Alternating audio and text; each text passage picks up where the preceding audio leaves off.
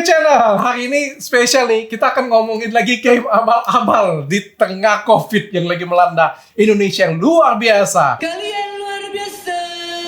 Apalagi sekarang lagi sedih-sedihnya di masa PPKM. Apa? Pelan-pelan kita miskin. Gila ya.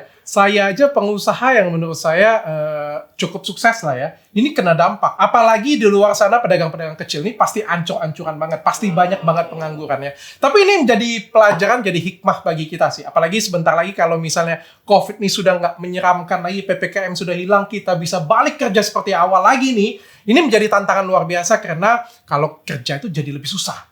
Dan yang penampilan tuh menjadi salah satu faktor yang penting banget. Makanya itu, kalian harus tetap ganteng, tetap cantik. Tapi cantik itu yang sehat. Jangan pakai krim abal-abal. Nah, ini jadi hal yang menarik juga nih ya. Kenapa saya bilang seperti itu? COVID ini semuanya menghancurkan dunia industri. Tapi untuk estetik ini tetap bagus menurut saya. Ya terganggu lah sedikit. Tapi masih bagus banget. Dan ini keren banget kalian sih. Artinya kebutuhan untuk cantik, kebutuhan untuk estetik ini sudah jadi kebutuhan utama. Jadi makan, sandang, pangan, papan, sama cantik.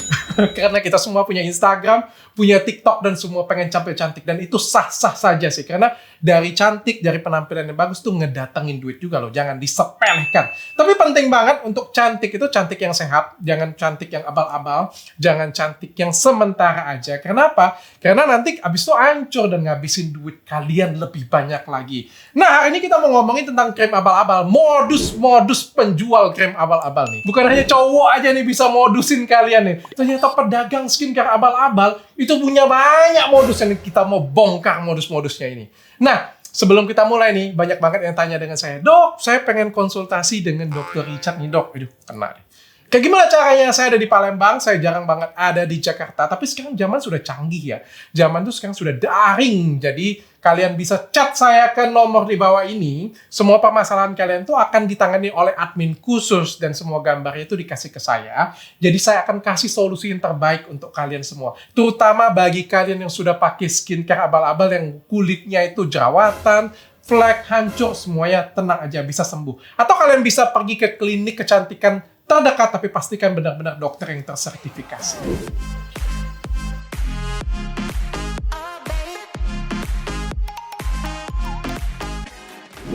Nah, kita lanjutin nih modus-modus penjual skincare abal-abal. Yang pertama, katanya Bepom. Jadi, Bepom ini selalu dibawa-bawa ya. Kesian saya nih. Keselak nggak dia? Katanya, pokoknya ngomongnya Bepom, Bepom, Bepom, Bepom. Kenapa? Karena orang Indonesia kalau katanya Bepom, itu sudah langsung percaya, katanya itu bagus banget. Yang jadi permasalahan, kalau kita ngomong katanya, ini nggak cukup. Kita harus buktikan ini benar-benar Bepom. Jadi kamu harus tahu yang skincare Bepom itu yang bagaimana. Jadi ada 6 ciri-ciri krim Bepom, ini sudah pernah saya bahas di sebelumnya. Jadi saya bahas cepat-cepat aja ya. Harus ada mereknya, harus ada cara pakainya, harus ada ingredientnya, harus ada pabrik yang produksinya, harus ada nomor Bepomnya, dan terakhir ada expired date-nya dengan ada nomor batch-nya. Enamnya itu wajib ada. Jadi kalau cuma ada mereknya doang, itu katanya Bepom. Katanya Bepom, bukan krim yang Bepom. Oke, ada banyak banget yang modusin pakai ini nih. Ini salah satunya nih. Yang, kata pengacara saya nggak boleh menjustifikasi. Jadi kita agak ubah sedikit, supaya saya nggak digugat lagi ya. Ini dia krim-krim yang patut diduga, katanya Bepom. Ini salah satunya nih. HN, Tabita, Temulawak. Ini gila, ini krim-krim yang di Facebook tuh luar biasa. Dengan bangganya emak-emak luar biasa. Dan saya sedih banget ketika mereka pakai, kita ngomongin krim abang-abang, nggak mau terima loh, mau marah-marah loh. Karena saya nggak paham juga sih cara berpikir mereka sih. Dan ini ada banyak banget lainnya. Krim yang ngomongnya katanya Bepom, tapi polosan. Ya. Dan paling penting tuh bukan sebut merek sih menurut saya sih. Karena merek ini adalah salah satu contoh aja. Yang paling penting tuh kalian bisa membedakan yang mana yang Bepom, yang mana yang katanya Bepom. Yang kedua, katanya racikan. Nah, ini juga sering nih bawa-bawa nama dokter tuh. Kenapa? Karena kalau bawa-bawa nama dokter tuh kayak keren banget tuh. Bentar lagi keluar lagi kan. Ini krimnya racikan Dr. Richard. Nggak ada pula ya yang jualan kayak gitu. Padahal pasti bisa laku loh. Ini ide bisnis sebenarnya untuk kalian. Ini racikan Dr. Richard Lee kayak gitu punya. Nggak ada, takut Ya, takut digas gue kan kayak gitu kan. Jadi apa sih yang disebut namanya racikan? Ada 3 persyaratan racikan. Pertama, diresep dokter. Boleh nggak dokternya yang buat krim ini? Nggak boleh. Jadi dokter tuh nggak boleh buat racikan, cuma boleh ngeresep doang nih. Yang kedua, dibuat oleh apoteker. Jadi apoteker yang buat, dokter yang ngeresep, apoteker yang buat. Jadi kita bagi-bagi lapak lah ya, supaya nggak kaya sendirian. Yang ketiga, harus dikeluarkan oleh apotek. Jadi nggak boleh salah satunya aja nggak boleh. Jadi dokternya resep dia yang buat nggak boleh. Ya, dokternya resep kasih ke apoteker, apotekernya buat, tapi nggak ada apoteknya, artinya nggak ada izinnya juga tidak boleh. Harus 3-tiganya ada. Ya artinya semuanya itu diracik khusus, didesain khusus untuk penyakitnya kamu. Yang jadi permasalahan adalah racikan ini itu dokternya fiktif. Kadang katanya Dokter Richard itu yang mana juga aku nggak tahu. Dokter Nyoman, Dokter Sharon, Dokter Abdul, Dokter Budi, nggak tahu yang mana Budinya. Pokoknya dokter deh. Pokoknya dengar kata dokter tuh orang sudah percaya. Ini katanya bagus. Terus pas dioles kinclong pula kan. Sedih banget sih kita lihat yang kayak gitu. Ayo kita harus lebih pinter. Harus tahu nih dokternya siapa nih. Dokter Richard, yang mana tuh dokternya? Oh, yang itu tuh dokternya itu. Bener nggak ya? Tapi aku nggak konsultasi, kok bisa dapet? Nah, ini ada banyak banget nih, kita buka aja di e-commerce aja, gampang banget ditemuin nih. Ini racikan dokter nih katanya. Ini satu lagi nih, patut diduga. WDC nih. Ini katanya racikan juga nih. Ada juga patut diduga. Helwa juga sama nih. Racikan, tapi kok ada di e-commerce, dijualnya bebas. Kan racikan harusnya konsul dokter ya harusnya ya. Terus ada juga nih Jasmine atau Jasmine ya. Ini juga sama nih. Kok racikan polosan? Itu lebih parah lagi sih, nggak ada racikannya sih. Tapi katanya itu racikan. Tapi kalau memang itu racikan, tolong dilengkapin lah. Konsultasi dokternya harus dilengkapin ya. Kliniknya harus ditampilkan dan jangan lupa ada etiket birunya.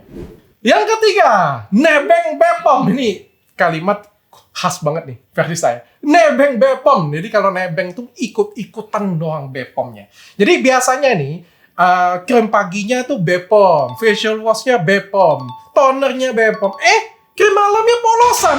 Kalau enggak krim malamnya itu racikan. Nah itu yang saya ngomongin nebeng Bepom. Karena Bepom ini sebenarnya tidak pernah mensertifikasi merek. Jadi Bepom ini nggak pernah Bepomin merek. Jadi merek Gaddaskin, merek Dr. Hen itu Bepom. Nggak seperti itu. Bahkan di Gaddaskin sendiri kalau saya bisa nakal nih ya, ada aja yang polosan sebenarnya. Nah kita harus jeli nih ngelihatnya. Jadi Bepom tuh A sampai Z.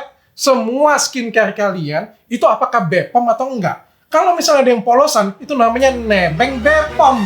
Pura-pura Bepom namanya. Yang jadi aneh adalah, tapi itu aman kata yang jual. Kan kata yang jual, kalian suka banget nih modusin penjual. Kalau misalnya aman, kenapa nggak dibepomin ya? Kenapa krim paginya Bepom, facial washnya Bepom, artinya kan punya modal. Tonernya Bepom, krim malamnya kok nggak Bepom? Kan aneh. Masa nggak punya modal, sedikit aja kayak gini punya, mau dibepomin? Nah kalau nggak dibepomin, nggak bisa dibepomin mungkin. Terus isinya apa ya? Nah ini curiga nih isinya. Kita harus curiga yang kayak gini punya kita harus curiga nih. Bisa jadi merkuri, bisa jadi hidroquinone, kan aneh. Ya kita harus pikir kritis seperti itu punya. Jadi asal jangan pakai aja tuh. Lihat ini kata penjualnya Bepom, jangan percaya. Nah ini beberapa produk nih yang patut diduga nebeng Bepom. Ini yang paling sering nih. Teraskin. Sekali lagi saya bilang ya, Teraskin ini sudah Bepom dan itu sudah jelas pure Bepom. Jadi Teraskin itu sudah aman. Tapi paling sering dimodusin penjual krim abal-abalnya. Jadi ini bukan salah Teraskin ya, nanti Teraskin gugat saya pula. Penjual krim abal-abal yang modusin pakai Teraskin.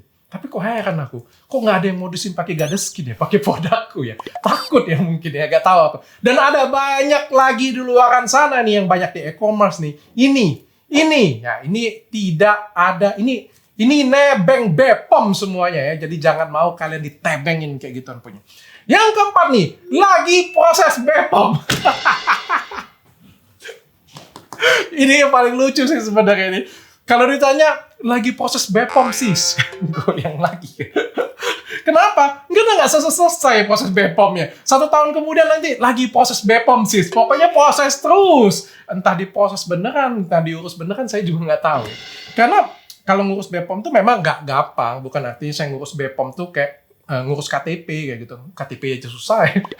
Tapi Ngurus BPOM tuh memang nggak gampang, tapi juga nggak sulit-sulit banget sih. Biasanya 2-3 bulan tuh selesai, bisa keluar produk kita ya. Tapi ada beberapa kok sampai 3 tahun ngurus-ngurus BPOM-nya nggak selesai ya. Aneh banget ya.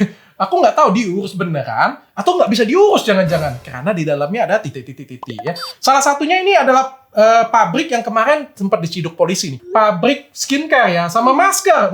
Masker aja itu bisa loh. Yang katanya proses BPOM tuh. Salah satunya Galaskin. Hello Nuna yang kemarin ini protes banget nih Hello Nuna dengan saya nih. Patut diduga. Patut diduga. Galaskin, Hello Nuna ini protes nih dengan saya. Katanya apa? Kami lagi proses BPOM nih. Ini sudah berapa lama ya bro? 6 bulan, 1 tahun ya? 1 tahun sudah pas saya lihat di BPOM masih nggak keluar. Kan aneh. Diurus nggak nih BPOM-nya? Kan ngomongnya proses BPOM-nya namanya proses ya. Proses itu pasti ada endingnya. Ini kok nggak berending-ending ya sampai prosesnya. Dan ada banyak lagi ini masker-masker yang katanya, bukan katanya BPOM nih, lagi proses BPOM dan nggak BPOM. Jadi meskipun karya kalian tuh luar biasa, racikannya luar biasa, pabriknya luar biasa, tapi kalau belum BPOM tuh nggak boleh dijual. Titik. Nah, baru 4 nih. Padahal sebenarnya banyak banget modusnya. Ya kita kayak modus cowok lah ya, banyak banget ya.